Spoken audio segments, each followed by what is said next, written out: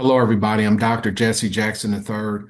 I'm the best-selling author and facilitator of the Don't Kick 'em Out book and training series, which we released in 2014. It's now in its 10-year anniversary edition, which is Don't Kick 'em Out 2.0.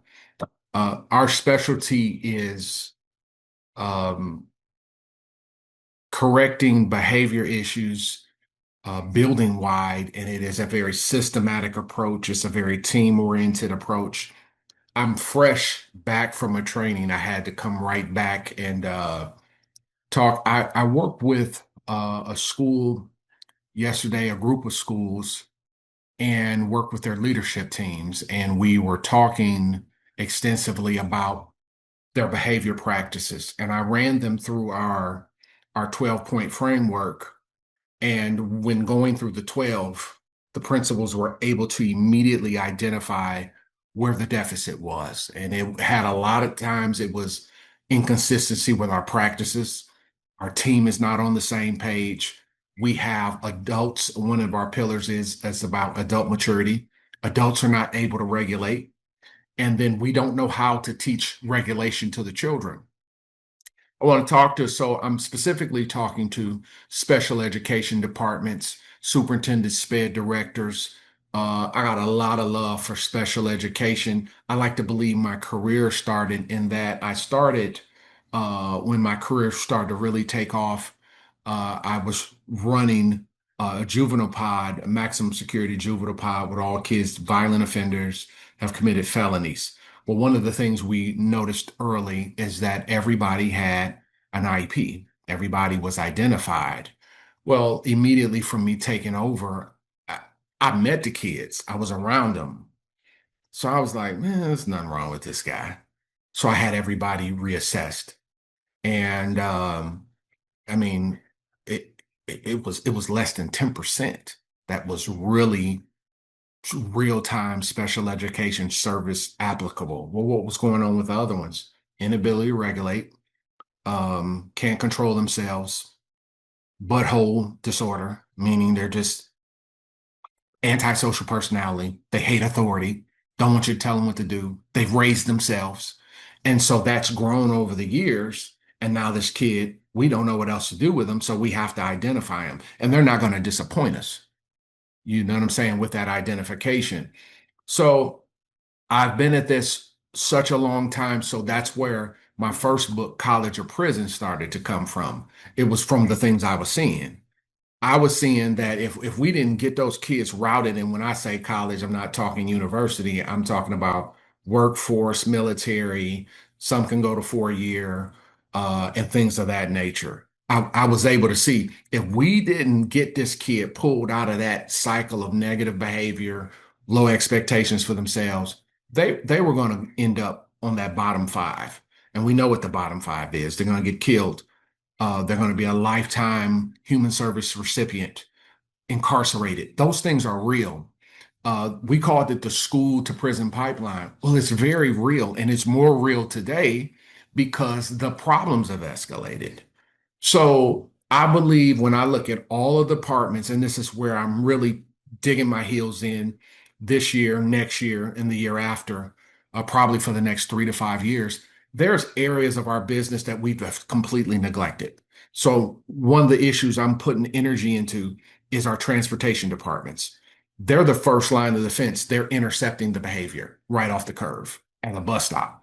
And we're seeing the manifestations of this behavior with the fighting, vaping, kids throwing stuff at drivers, crazy stuff. The manifestations are coming out on the bus. That's where I'm putting energy in transportation. Another department where I want to put, and I think a third department for me is alternative education.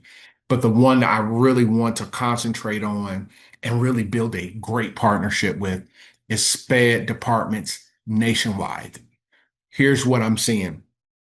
Uh, I had a chance last week or 2 weeks ago. I had I was doing a regional thing, and it was all of the SPED directors were there. Phenomenal session. A lot of them knew under the first 3 years. And I mean, they were so honest. It was like a very therapeutic session where they all were in agreement their programs are headed in the wrong direction. Though we have good people, though we're doing good work, we can see our numbers going up, right? And then there's more identification, maybe over identification. And then when we get you in there, we can't service you. We have no partnership with the parent. So it's like it's a toxic movement. So where we did this to help you. We have an IEP to help you. We have you in the program to help you and develop you. The worst is happening. They're actually going worse.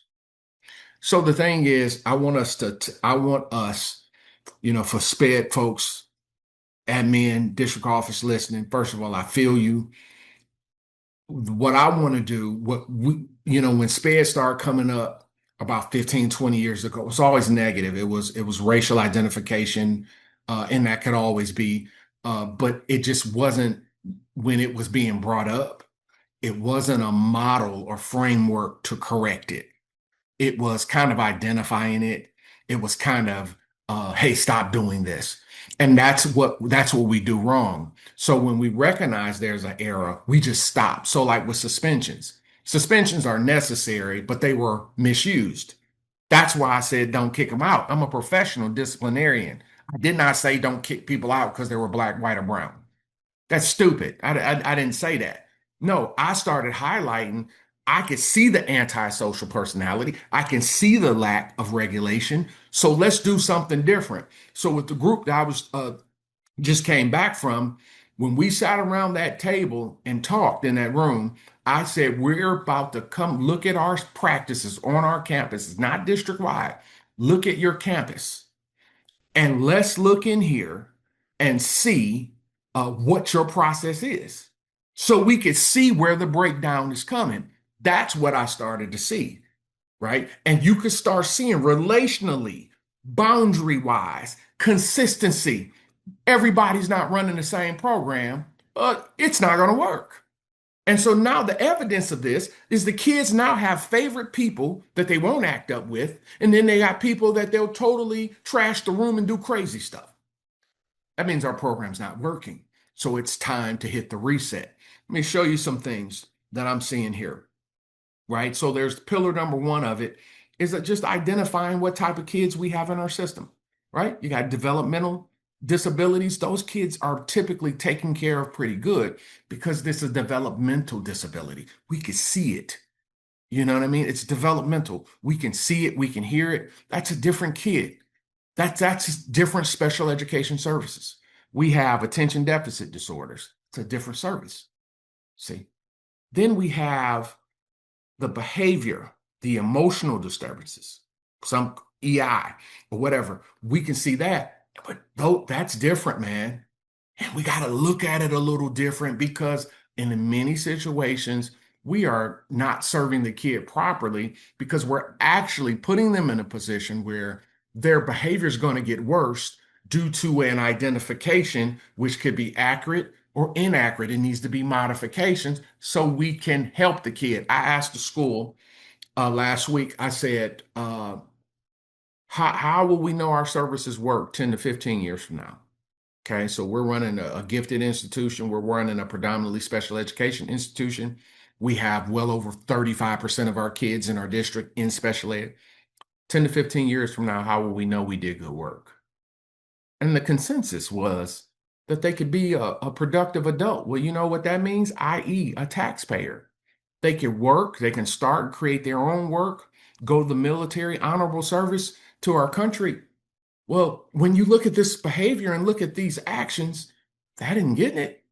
So now, once this kid times out of the system, what do I have? What have I done? That is where I'm saying we need help, and I want to help. I know how to help, and I'm just a partner, right? And I'm really serve as an advisor to be able to give you some insight, look at what you're doing, and let's work together to get your team where you know you're producing good results. What do we have going on here? So one issue is how are we identifying? What are we looking for, right? It's a lot of psychiatrists involved. Um, and what, like I said, that's a medical job, right? And you probably, we need them definitely in certain situations. We definitely need them, but there's some in emotional situations where you've seen certain things. We just need more voices, but we need clarity, so we make sure we get it right. There are some kids that absolutely must be medicated, right? No doubt about that. We don't have a good dynamic with our parents. In many cases, our parents are just not helping us at all. We're having major issues with the suspensions and referrals, right? So there's caps on how much we can do, 10 days, right? But you look at the majority. I was with one school and they said, Dr. Jackson, well over 80% of our referrals were our SPED population. Our program isn't working. Do you see what I'm saying? It's not working. So when you see that, that's an indicator. That means let's come in, let's go to work. It's not a discussion. And once again, it's not pointing fingers. It's let's look at what we're doing. If we can see these trends, it's not working, it's not heading the right direction. We need to make an adjustment. Okay. Uh Suspension, see, because here's the deal. There's some behavior. So now this is where, and it's getting younger, right? So this is where the help is needed. How are we going to manage this? How do we get it fixed? So now this is where we have to fix that bridge with the parent and we have to fix our regulation development approach, right? That's why I wrote this book and put it in the series. It's called Control Yourself. Control Yourself. And notice it's the self-control playbook for students and adults. Just talking about how to build accountability, emotional mastery, how to redirect yourself, how to identify your feelings, and how to work through it. And see, where there's some big issues with this is typically the people in the department are not dealing with the kid as the kid is, they're dealing with the kid as they are. So what you see is when I look at a lot of special education staff, it's some really nice, mild-mannered people, middle-class working American, middle-class values, and they feel sorry for the kid or they just kind of tolerate the kid. Listen to Jesse. I'm not calling wrongs. I'm saying it's things that are clear observations, and you've got to be able to know how to help. Typically, very few special education departments are getting the right type of training to manage the populations that have fallen into their lap. We can fix that, right? Uh, I wanted to close. So that's what I'm saying. When you see that, if your numbers are off, if the majority of your SPED kids are the ones fighting, are the ones getting kicked out, they're not doing any work for us. Um, we got to take a look at it because we could be it. I don't want to call it underserved. I don't want to call it misserving. I want to call it disserving, right? And there's no intent here. Okay. The most caring people typically I've met in the business are SPED. So this is not blame. This is you need help. We need to do something. And I was so proud of those SPED directors at the session I was. Their heart was really clean. They want to get it fixed. One lady said, and she was a veteran, we're over identifying Dr. Jackson. We know this is going in the wrong direction. We don't know what to do. And that's why we called you. And I was so appreciative of that. I want to give you two cases of things I personally witnessed and my eyes seen, and it's things I know we can correct. I have one situation down in Ohio where I was down there 13 years, 12, 13 years. And the SPED department at this particular school was probably the best I've ever worked with. But it was junior high. And she got really tough kids, but majority developmentally disabled. And you could see the ones that were in EI. You could see the difference, right? But they had such a strong program. They had a team. They had a veteran that run a very clean philosophy. And she just retired. And near the end of her tenure, every year we talked every year. First of all, I would adopt those classes, go talk to those kids and everything. And I was a partner with that class. And she would always talk about, but I could see it. Dr. Jackson, the kids are changing. We could see it. Why? Because the parents are changing. The parents' ability to manage them, know what to do with them, that's changing. And so the partnership with the parents, helping our parents to deal with their kids is something that we're being forced into to reevaluate and reapproach. But once again, hands down, probably the best program I've ever seen because they ran a system and her standards and expectations were very, it was such a controlled environment. And she did have some that would kind of wiggle their way out of it, escalate in behavior, blow up, do things like that. But you had such an organized program structure that it flushed the foolishness out. I could probably give you seven of the worst classes in SPED that I've seen, behavior classes. No program, no control. The kids know you don't have control. The kids don't do work. And they just melt down, elope. I don't understand you doing this stuff, create all type of safety issues.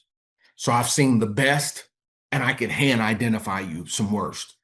Where the spare kids are just so go to a high school level. Spare kids are the ones doing all the fighting, eloping, popping out of class. Like what are we doing? And when you meet the person and meet the team, you see that the control is not there.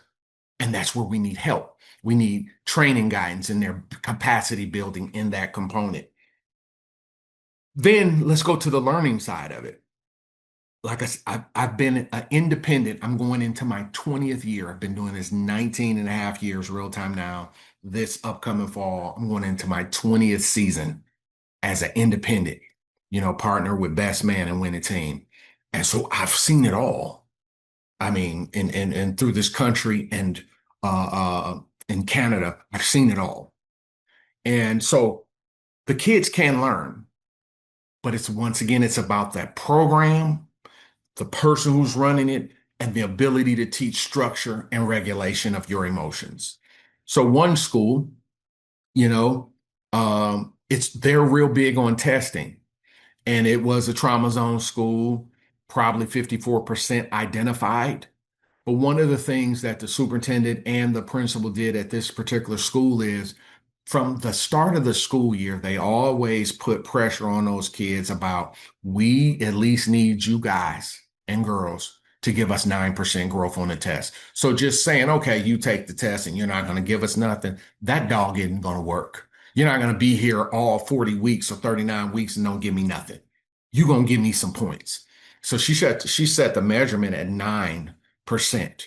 And I want to say in the report that they gave me after their testing, probably about 63% of those kids in those resource rooms in their SPED department did give that 9%.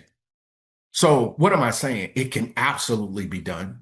They've put a lot of energy into their program. They have a very strong team. We've been working with them since 2018. It is work. It can be done. There is hope. We don't have to be in situations where we're getting hit, punched, spit on by kids, getting cussed out by parents. That's not the job. And let me tell you something. That's not a disability. That's devoid of manners, and you are on the wrong road. And we, particularly special education, meaning if we miss them, we know what's waiting. There's some approach differences, mentality difference. SPED directors just need more support. They need more guidance in how to strategize and how to structure. And that is why I'm here. And the thing that I did, I do write and publish. I'm over 80 books published over the last 3 years. We've been able to work really hard and we've been able to get 40 plus new publications, all based on real time experience, things I've done. Guys, I've done over 1,000 presentations. I save my presentations, I've saved my notes for 20 years. And I've been able to put things together. And the thing that we're using to help our SPEDS department is a special education staff playbook. It just walks through it. It breaks it down to where we can get it. Practical guide to behavior, relationships, accountability, and student success. If these people become adults and can't work, these people become adults, can't take care of themselves, and they are still, I'll end with a story. I'll end with a story, probably one of the worst embarrassments of my tenure here. Um, I had one situation, our teacher of ours, told the story in one of my trainings. I was in Louisiana, and He owns a business. Um, and he said, like a former student, he didn't know the kid, but it was a former student of the district where I was at, said came for a job. And it was physical labor or something like that. And he said he started the first day, made it through the first 8 hours the first day. And he was a former student, but he was a former SPED student, had a 504, he had an IEP. Well, he's an adult now. He's 19, 20 years old now and went to get work. Okay. He's out of our system. Does everybody understand? Right? Hit the like button and say, yes, Dr. Jackson, I understand. Well, he goes to work the next day, day two on the job, and he brings his IEP back from K-12. And he tells his boss, hey, the job you had me do yesterday is it's not in my conditions or restrictions, or I can't do that job. He brought the IEP back to the job. And the employer was flabbergasted. What?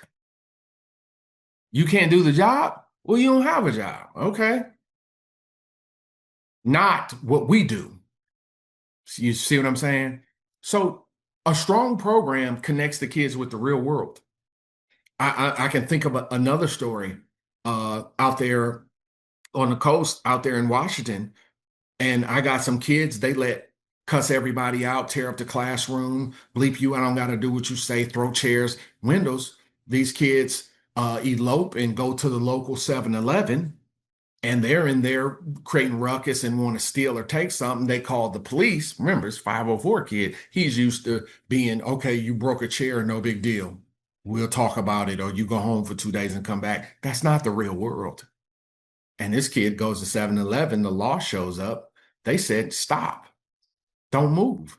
Well, they think they're in school because we've trained them that you can just kind of do what you want to do. And the officer, he didn't stop. So the officer responded. See, that's what I'm talking about. That ain't no, man. No, ladies and gentlemen, absolutely not. This is serious. This is not, this is very serious. And I feel the people who do the job every day. I feel the people, the loving hearts of these people that have been given everything. We working with these kids and just trying to make it right. We need better strategy, better strategic playbooks on how to do it, and it's just about the support, and that's what I want to do. We've written the books, but we have so much experience. We've seen a lot. We know our program is valuable. I know my presence is valuable.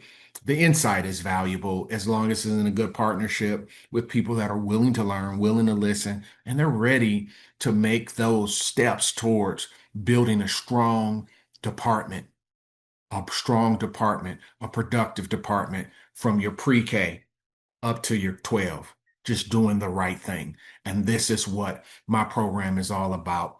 Uh, if you know you need help and support in this area, I have worked it in my schedule. We have a year-long program. It's really just straightforward. It's very supportive. It has the training component, but then the advisory component. Just always available to you to run things by, to give you insight, to give you the support and the guidance, a valuable outside partner and partnering with you to work it through. And what we also included in this year-long package is it's some parent training for our parents in the SPED department. Like if we want to get better, we have to develop our students, develop our parents, and most of all, develop our team to serve. And that's what it is. It's a year-long program. It's really cool to start over the summer at the top of the year. The quicker you get in, obviously won't be able to do a lot, but I asked my team to get me the kind of the first, I know the group I can manage because it's going to be some training on site and we'll be able to connect. You can call me when you need me, and we're going to do a lot virtually, but I'm coming out to campus. So our first touch and first training is coming out. So you just need to respond really quickly. And you need to always know whenever I post these things, uh, I always get massive responses. So I thank the people who believe in us. Obviously, you can tell what's real and what's fake, who's serious and who's not. I'm team driven. because if our teams can get strong, we can help families. But if our teams are broken, we're going to struggle. The job's really hard. And this is something we can fix. If you're a SPED director, superintendent, you know you need to work on your SPED numbers, work on your SPED department. We have a program to be able to help you and support you through the year. Please contact us immediately. And everybody that makes the incline, will personally call you back myself to discuss how we can help you. And let's just get something done, and let's get out there as soon as we can. We're playing a full schedule this year. I want to get as many people that are serious and want help in. I love hungry people with great attitudes that are eager to learn. And I'm just eager to share the wisdom and guidance that I believe will be very beneficial to your department. Call us today. The information's below, and let's get something going in the right direction. I'm looking forward to working with you soon.